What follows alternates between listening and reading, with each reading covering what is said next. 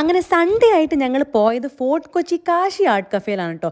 കൊച്ചിയിലുള്ള അല്ലെങ്കിൽ കൊച്ചിയിലേക്ക് ട്രിപ്പായിട്ട് വരുന്ന ഒരുമാതിരിപ്പെട്ട എല്ലാവർക്കും അറിയുന്ന ഒരു സ്ഥലമാണ് കാശി ആർട്ട് കഫേ. അവിടുത്തെ ഫേമസ് ആയിട്ടുള്ള ചോക്ലേറ്റ് കേക്കും. അപ്പോൾ വന്നപ്പോൾ തന്നെ ഞങ്ങൾ കോൾഡ് കോഫി ഓർഡർ ചെയ്ത് ഈ കോൾഡ് കോഫിനകത്ത് ഒരു പാലും ഷുഗർ സിറപ്പും സെപ്പറേറ്റ് ആയിട്ടാണ് ഗൈസ് തന്നത്.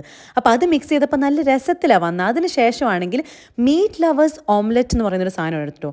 എൻ്റെ അമ്മയെ ഇപ്പോഴും ആലോചിക്കുമ്പോൾ വായിന്ന് വെള്ളം വരുന്നു, അത്രയും ടേസ്റ്റ് ആയിരുന്നു. പിന്നെ ബീഫ് സ്റ്റിക്ക് ഓർഡർ ചെയ്തു.